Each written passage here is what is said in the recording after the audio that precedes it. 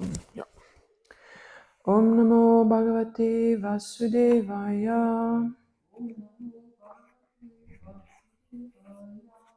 Om Namo Bhagavate Vasudevaya.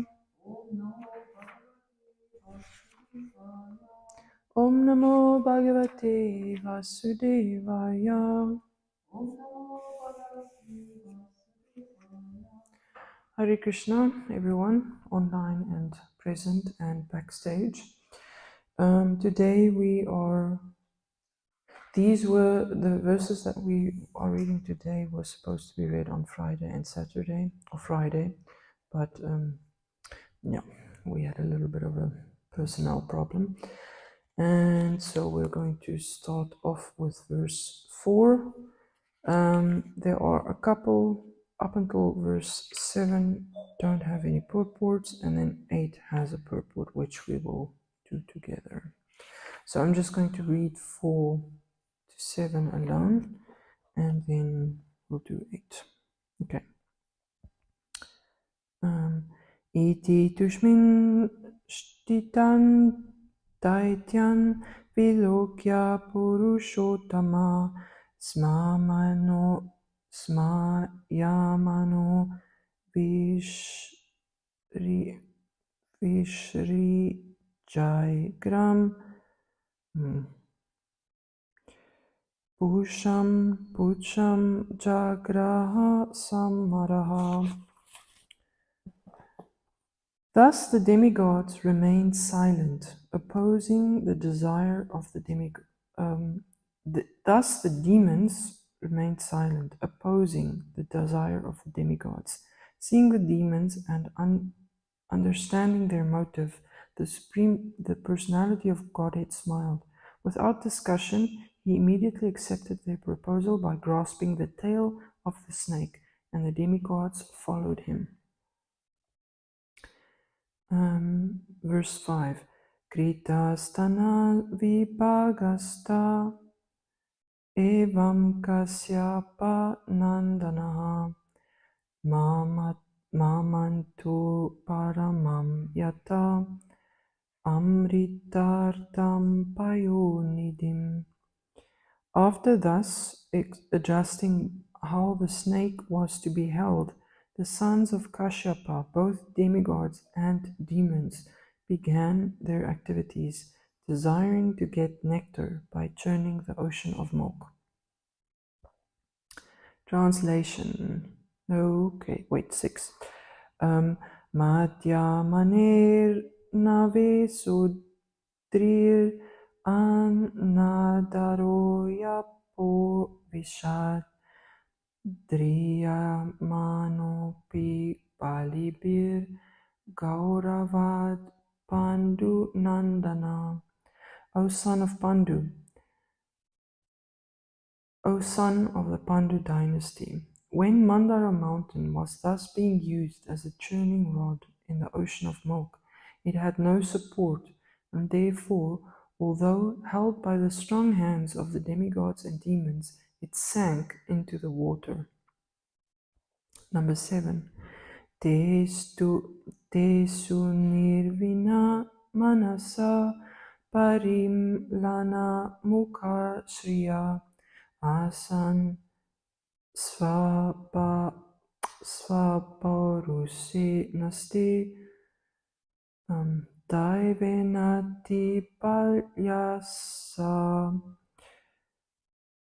Because the mountain had been sunk by the strength of providence, the demigods and demons were disappointed, and their faces seemed to shrivel. Shrivel, so richtig, wie eine ausgetrocknete Frucht oder so. Like a dried fruit, that's shrivel. Alright, number 8.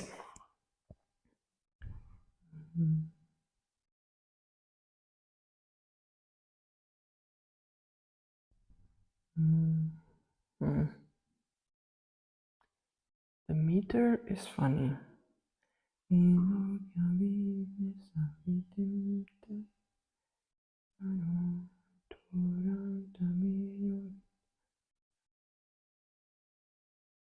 Okay. Vilokya Vignesha Vidim Tadishvaro.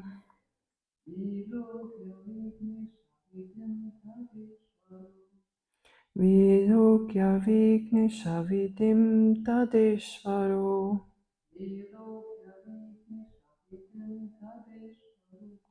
Duranta Viryo Vitatta Bisha Sandhi.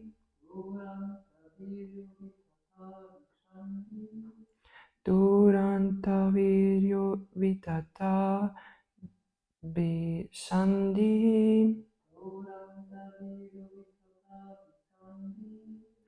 Kritva Vapu Kachapam.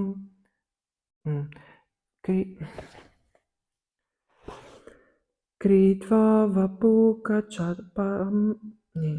Kritva Vapu Kachapam Adbhutam Mahat.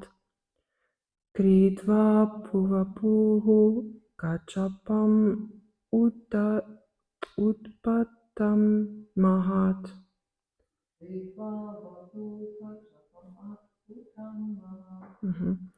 Kritva Vapuhu Kachapam Utpatam Mahat.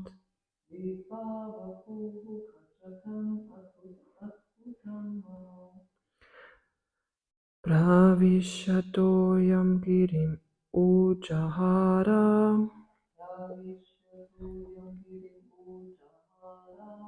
Pravishatoyam girim ujahara.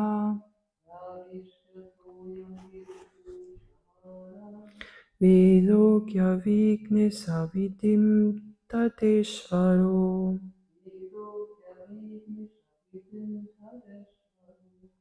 Duranta Viryo Vitatta Bisandhi. Kritva Vapuhu Kachapam Utputam Mahat.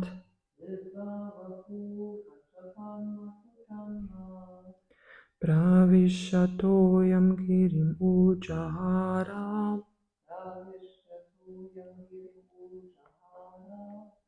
Okay, wir machen das dann. Okay, Word for Word. Vilokya, observing. Vigna, the obstruction, the sinking of the mountain. Isha Vidim, by the providential arrangement. Tada, then. Ishvaraha, the Supreme Personality of Godhead. Durantaviryaha, inconceivably powerful. Avitata, infallible. Abhisandhihi,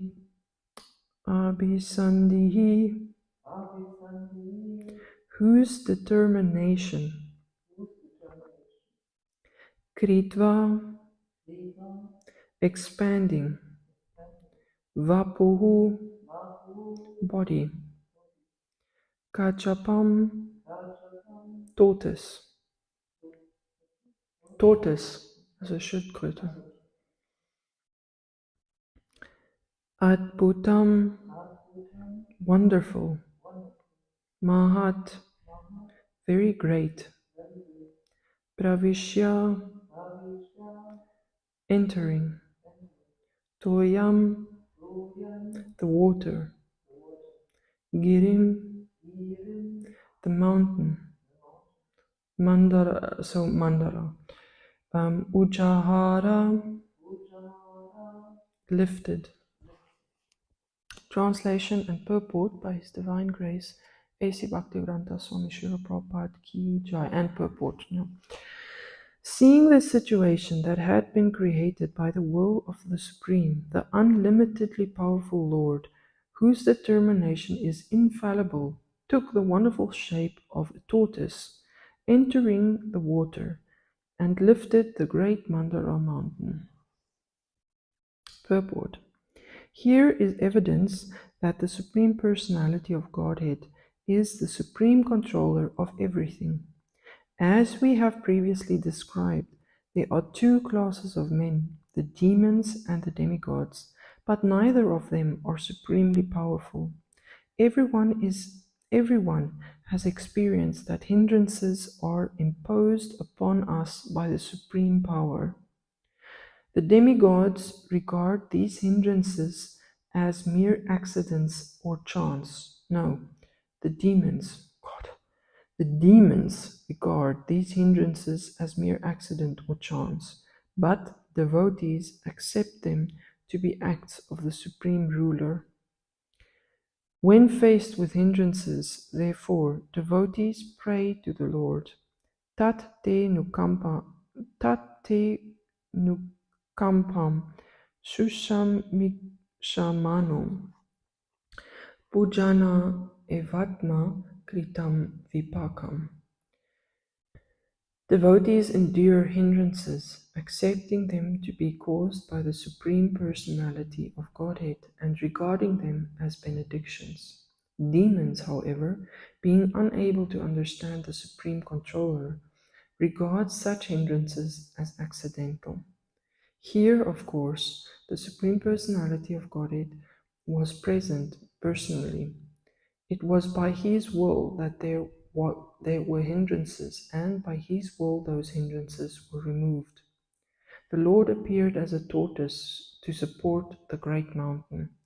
Kshitir iha vipulatare tava tishtati prishte. The Lord held the great mountain on His back. Keshavadrita kurma sharira jaya jagadisha hare. Dangers can be created by the Supreme Personality of Godhead, and they can also be removed by Him. This is known to the devotees, but demons cannot understand it. Om Jnanatimirandasya Gnanjana Shlakaya Chakshurunmilitam Yena Tasmai Shri Gurave Namaha. Shri Chaitanya Manobhistam Stapitam Yena Bhutale Swayam Rupa Garamayam Dadati Svapadantikam Vandeham Shri Guru Shri Yuta Kamalam Shri Gurun Vaishnavam Sha Shri Rupam Sagrajatam Saganara Gunatam Vitam Tam Sajivam Sadvaitam Savadutam Parijana Sri Krishna Chaitanya Devam Shri Radha Krishna Padan Sagana Lalita Shri Vishakanitamshta He Krishna Karuna Sindhu Dinabandhu Jagatpati Gopisha Gopika Kanta Radha Kanta Namostati Tapta Kanchana Gourangi Radhe Vrindavaneshwari Vrishabhanu Sute Devi Pranamami Hari Priye Jai Shri Krishna Chaitanya Prabhu Nityananda Shri Advaita Gadadhar Shivasari Gaura Bhakta Vrinda Hare Krishna Krishna Krishna Hare Hare Hare Rama Rama Rama Hare Hare. So just a short recap, we're in the chapter called Lord Shiva Saves the Universe. So the demigods and the demons have made a truce, and they all went to Mandara mountain, picked it up, took Vasuki, and went to the Milk Ocean to churn the Milk Ocean. And the previous chapters were about that. And so in the previous verses, it's very important that, so in the first 3 verses of this chapter, Krishna says, or Shukadev Goswami says that they took Vasuki and they coiled him around the mountain, and then they each took an end. And the demons were not so happy about getting the tail. The fact is that Ajita, the personality of Godhead that was there, he knew that it was dangerous to take the mouth part, so he gave the demons the tail part. But the tail part is sort of the dirty, inauspicious part of a body, and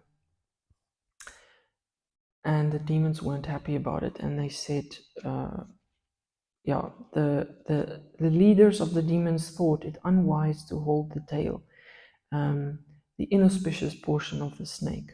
So they said, nah, we want the head, please. And if we can remember, in the previous chapter, 8:6:24, the Lord told the demigods, whatever the demons want, just give it to them. Just don't fight it, just give it to them. So we see that's exactly what happened here. Thus the demons remained silent, opposing the desire of the demigods. Seeing the demons and understanding their motive, the personality of Godhead smiled. Without discussion, he immediately accepted their proposal by grasping the tail of the snake, and the demigods followed him. So this is going to become important a little bit later, but it's very important to remember it. Then, but this is such an important lila in the Bhagavatam, especially for us today. We understand that in the age of Kali Yuga, the demons and the demigods, the good and the bad, don't live in separate universes. They don't live on separate planets. They don't even live just on the same planet. They live in the same body. So each of us has one part materialist, demon, and each of us has one part demigod in us. I mean, like devotee and non-devotee. And this whole thing is that in the previous chapters, Krishna told the demigods that you have to make a truce with the demons. And sometimes in our own life, we have to make a truce with our bad side in order for the sake of progressing spiritually. Sometimes it doesn't make sense, but sometimes that's basically what we try to do in bhakti. We try at first, in the beginning, when we are absolutely not purified, when the demon part, the one that's against Krishna is so big still, but we're trying to become devotees, that we have to engage our tendencies, our things, whatever bad stuff we have, we have to try and find a way to engage it for good. So in this way, the demigods engaged the demons in a good activity. They needed their help because the demons were very strong at that moment. It's just they needed their help and they engaged them.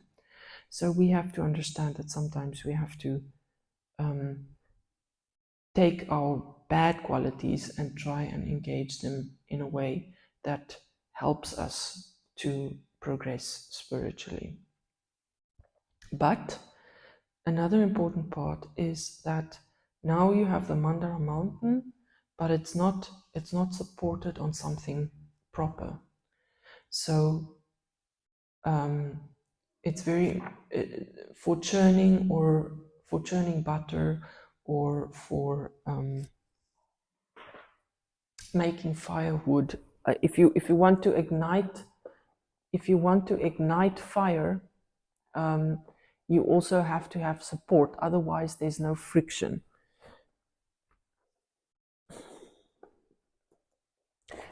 So, and this support is always the Supreme Personality of Godhead. So none of our plans, whether we engage our bad qualities, whether we try and do our best in service, if there's not the foundation of the Supreme Personality of Godhead, then it won't work. So we do need the Supreme Personality of Godhead, and that's important to remember in our relationships, is that it's a constant austausch, exchange. It's a constant exchange between us and the Supreme Personality of Godhead. Otherwise, there is no relationship. So, but without asking the help of the Supreme Personality of Godhead, without having His support, without having His sanction, nothing will work. So that's another part that we have to realize. So in this purport, Prabhupada writes that there are always hindrances. In the material world, there are always going to be obstacles and difficult things that we have to go through. That's absolutely unavoidable. The problem is that you will find also many psychologists say that suffering is unavoidable, but suffering without purpose is absolutely intolerable. You cannot, if you just suffer without knowing why you suffer, without knowing that there is something at the end of it that you are trying to reach, then suffering becomes intolerable. People don't understand it. That's when suffering breaks us, is that if it's just random. And the materialists that try and deny Krishna's involvement in our lives, they suffer for nothing. They don't understand what the suffering is for. So that's why Prabhupada writes that the demons regard these hindrances, these obstacles, as mere accidents or chance, but devotees accept them to be the act of the Supreme Ruler. So whenever we have sometimes really bad things happen to us and we cannot understand why it happened, so we ask, why me? Right? So a lot of people, if they go through really, really bad things, they ask, but why is it happening to me? And that's a demoniac perspective in one sense, because why not me? we never, if something good happens to us, we never ask why me. But if something bad happens to us, we ask why me, because we think that it's chance. We think that it's a God sitting in heaven and just dishing out suffering as he wants, without any purpose behind it. But the devotees understand that everything happens for a reason, and it's this topic that I want to go into a little bit more today.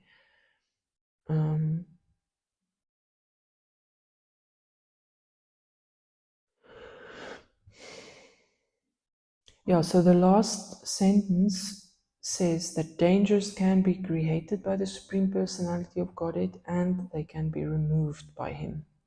This is known to the devotees, but demons cannot understand it. So there is a wonderful lecture by Keshava Swami that is called Turning Your Struggles into Strength. And this, somehow I listened to it on the way or just recently, and it's quite fitting to tie it into this lecture, because what he said is that he was talking about this element of obstacles, and we make a few mistakes when we think about obstacles. Number one, most of the time we think obstacles happen. Yes, theoretically we understand that there's suffering in the world, but suffering happens to other people. Bad things happen to other people. And we also understand that obstacles are bad. we think that obstacles are always bad. There's nothing good about them. And he told the story about his godbrother Janakinath, a young brahmachari that was diagnosed with, no, I don't know if it was he a godbrother? I think he wasn't a godbrother, but they lived together in a temple. And Janakinath he was diagnosed with stage 4 colon cancer, and he was 31, so very young. So again, he could have asked, I'm 31, I'm not even in the middle of my life. Why is this happening to me? But Janakinath was absolutely a saint, and he just took it. He just accepted it. There was no resentment. After the diagnosis, he still lived for 5 years more, and in those 5 years, he took that obstacle and he made something wonderful about it. He started preaching to people who are also struggling with cancer. So he took people that he met in the hospitals and things, and he introduced them to the temple, and he helped them to find the good in their situations. So he had seminars, and he had weekends at the temple for people who are also terminal and also struggling with cancer. And at the end, just a few weeks before he passed away, he said that these 5 years were the best of his life, because it brought him closer to Krishna, and he also could preach a lot more. He did more in these 5 years than he did before. And so there are a few things that, and also another thing about obstacles is, number one, we think that they happen to other people. Number two, we are surprised when obstacles happen to us, because we mostly think that obstacles happen to other people. We think that obstacles are bad, and we think that obstacles cannot be overcome, that they cannot be conquered, siegen, that we can't win. And there's a wonderful verse in the Bhagavad Gita where Krishna says, absolutely, you are absolutely wrong about this. And it's Bhagavad Gita 18:58.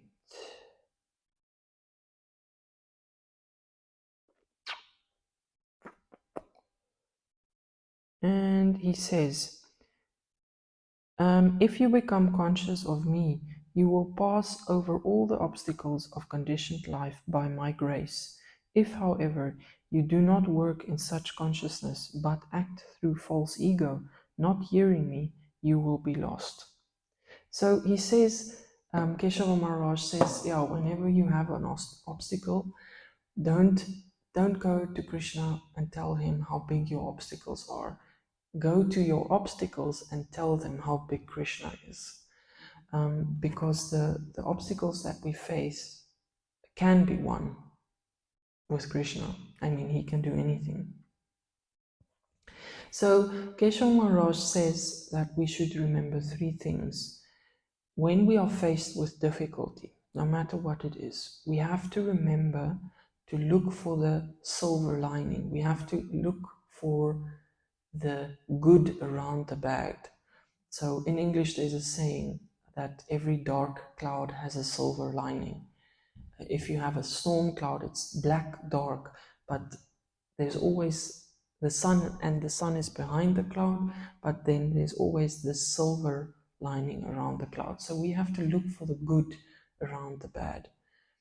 Then second, we have to believe that good can come from bad. There's always there's never just bad. There is always something good that comes out of bad. So, and we see this in the story of the Milk Ocean. They were churning a lot of stuff, and the first thing that came up was poison and a lot of other stuff, but there came a lot of good stuff as well. And at the end, there came the nectar. So there's an ancient Greek story about the box of Pandora. And so Pandora had a box, and somehow it came to Earth where the humans live, and they opened the box. And out of this box,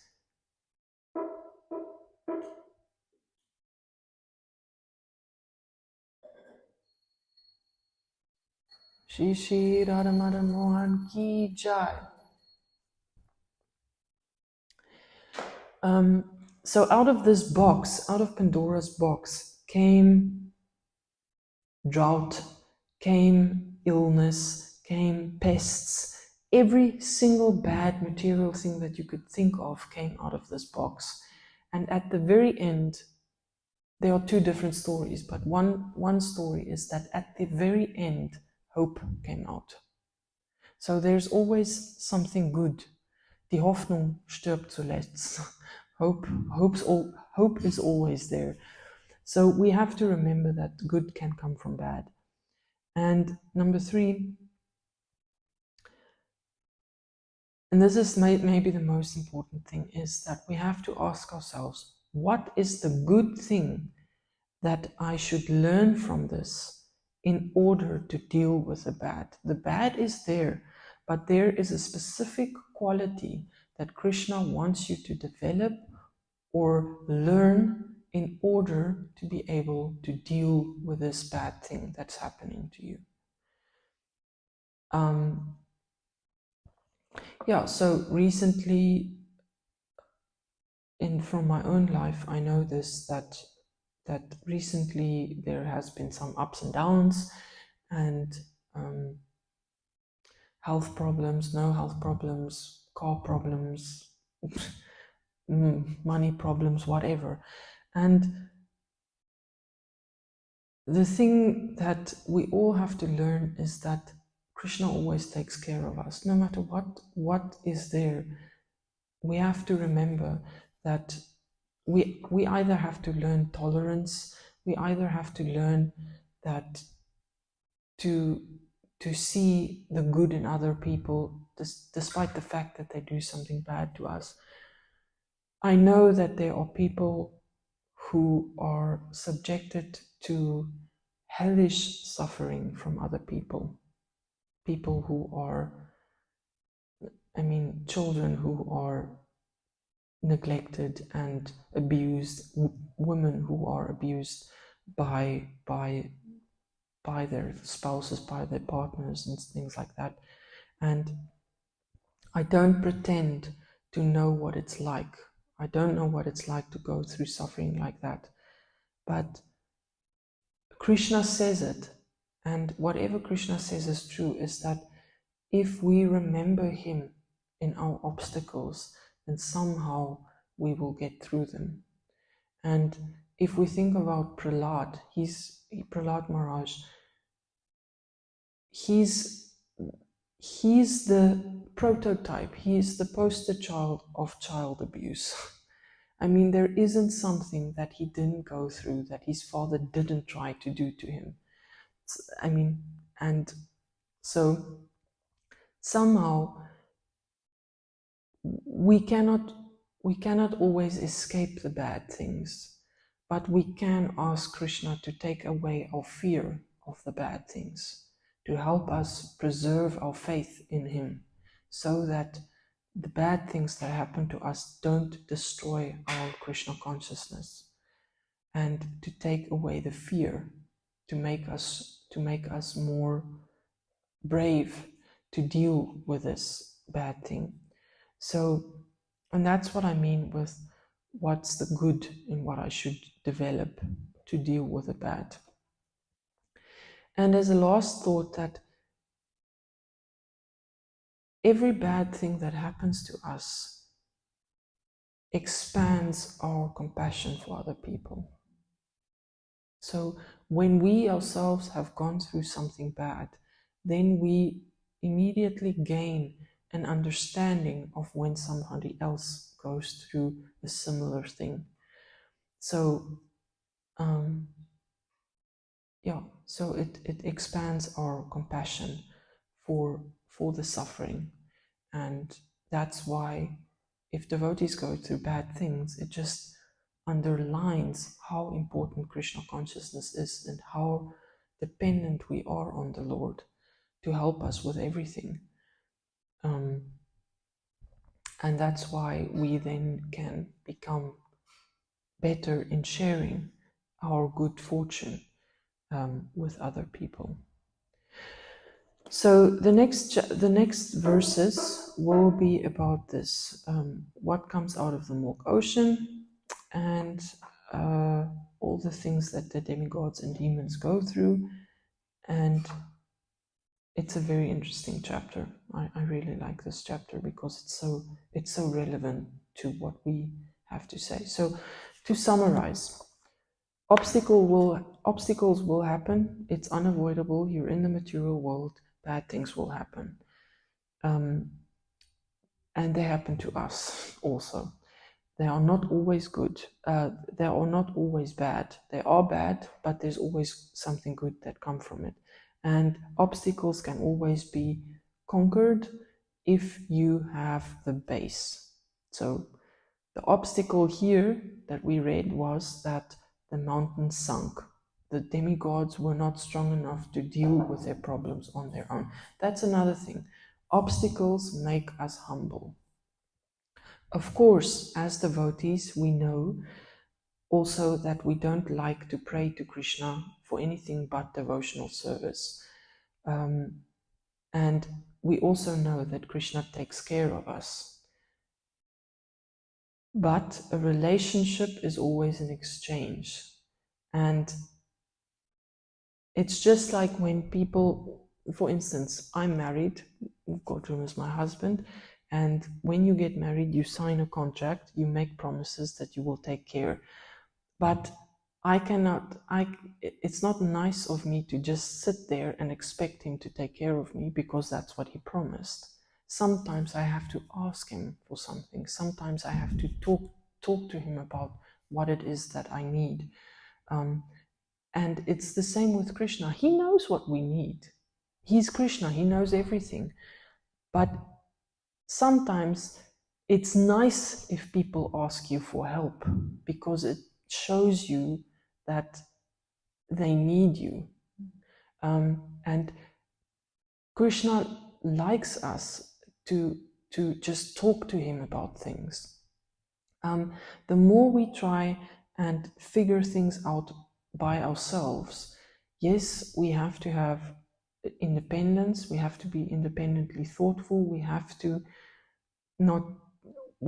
do things, but always in connection with Krishna. Krishna will give us the plans. Krishna gives us the intelligence to solve our problems, but there's nothing that says we can't pray for intelligence. If we come to an obstacle and we don't know what to do, and it just seems that it's going on forever, and it's just difficult, we can pray to Krishna, please Krishna, this obstacle is making it difficult for me to serve you.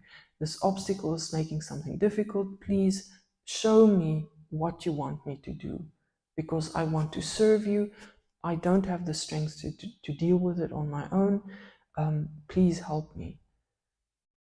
And so we always, and that's what the demigods did. They went to Krishna to ask him for help.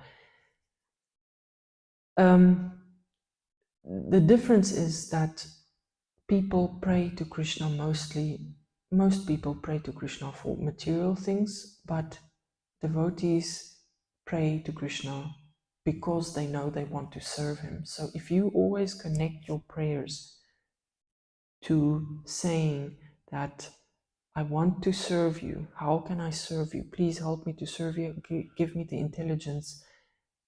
Help me to understand what it is that you want me to learn from this obstacle so that I can serve you better.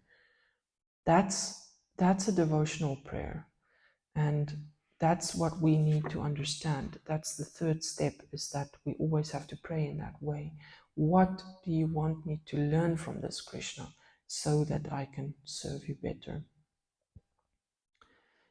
Because we cannot do anything with Krishna, without Krishna. All right, that's it for me. Any questions, any thoughts from anyone? Yeah. Thank you very much, Kamasi. That was super helpful lecture for me. We said about we should engage our bad qualities in devotional service.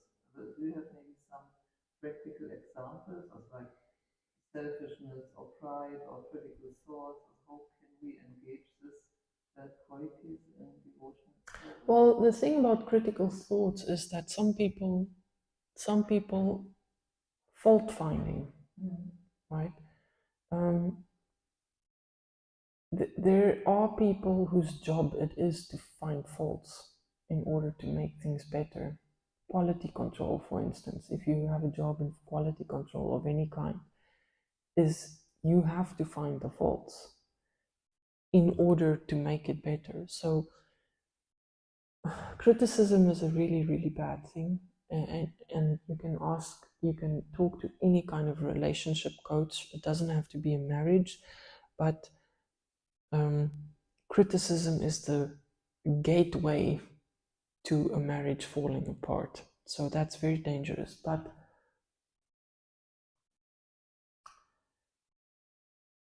oh yeah, I knew I should have had a. There is, I think your Guru Maharaj talks about this in one lecture somewhere.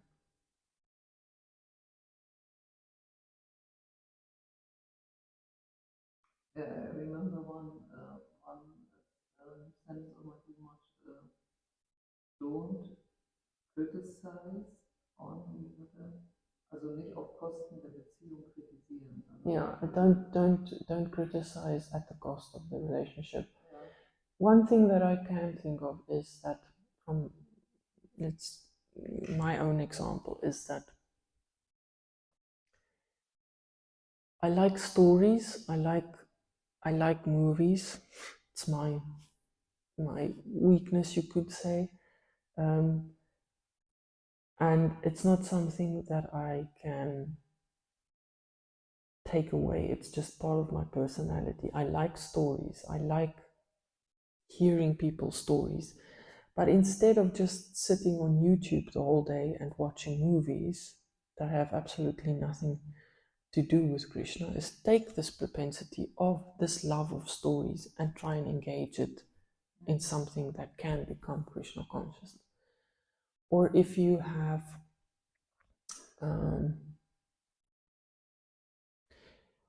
some people like earning money, they like working, they like having lots of money, they like having things, and it could be greed. But if you have good things and if you like earning money, just use your money for Krishna. So the propensity to want to work and to want to earn money can be used for bad, meaning your material desires, or it can be used for your spiritual desires. Give some to the temple, give something to charity, to Food for Life, to whatever. If you are stubbornness, also Sturheit, that's a terrible thing sometimes. And it very often stands in the way of you becoming Krishna conscious, because you don't want to submit, you don't want to surrender, whatever. But on the other hand, stubbornness is very good for Krishna consciousness, because you can pray to Krishna, please, please, please, let me be stubborn for the right reasons.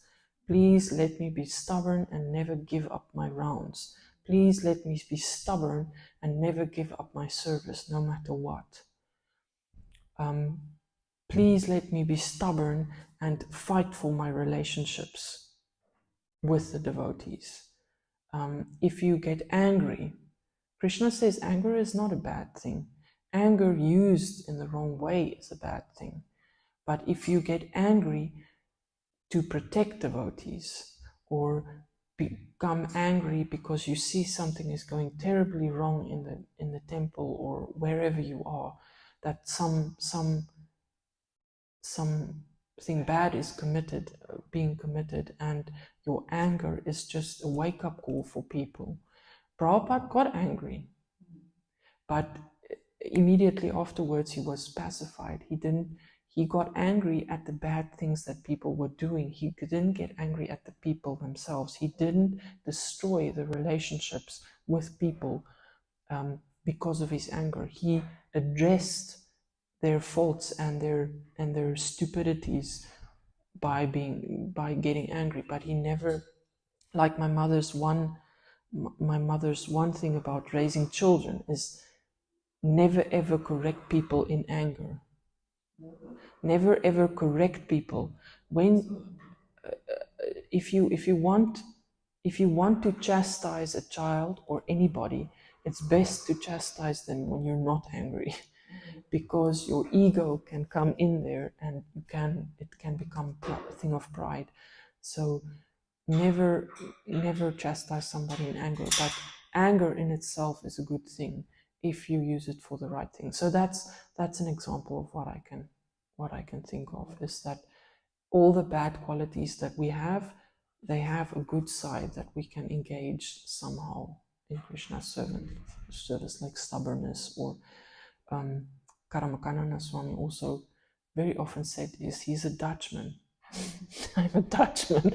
I'm stubborn as anything. And we see how he used it in Krishna's service. Yeah, being determined, being straight talking, being stubborn as everything else. He used it for Krishna, and it was a good quality. But without having that link to Krishna, it becomes bad. So anything good that isn't connected to Krishna becomes bad. Anything bad that is connected to Krishna can become good. That's the whole purification process, is that we have these things and we have to filter them so that they can become good. Yeah, I think for me the learning process, as you said, Prabhupada became angry on the faults as the people did, not on the people. For me, to disconnect this from the person. It's very difficult. Only see wie soll ich sagen, die Tatsache, den Fakt, ne? And not to also es nicht, sage ich auch, die Person zu projizieren. Ne? Yeah, the one thing, and this is the last thing, the one thing that many psychologists say, there's a wonderful psychologist called Esther Perel. She works mainly with relationships, and mainly with people who relationships that came to an end because of infidelity, because of cheating. And a lot of the times she says that the one thing that people, the mistake that we make is that we think of ourselves as complicated beings, but everybody else is very simple. I make mistakes because there are reasons. Maybe I got angry, or I made a mistake because I didn't feel well, or I had a bad day, or I'm sick. There's a reason for it. But when someone else does something to us, it's because they are a bad person. We don't see that the suffering caused by others, if we suffer because of someone else, we think it's because they are bad people, not because there is a reason why they acted in the way they act. And so that's what I say. It's fundamentally, we think other people are just, you do bad things because you're a bad person. I do bad things because something happened to me to cause me to do this. Yeah.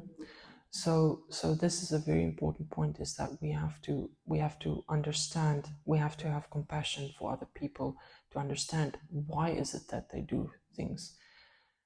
Yes, of course, there are people who are just evil. They like doing bad things, but that's because of lifetimes of things. But mostly in our lives, people treat other people badly because not because they're bad people, but because there was something bad going on.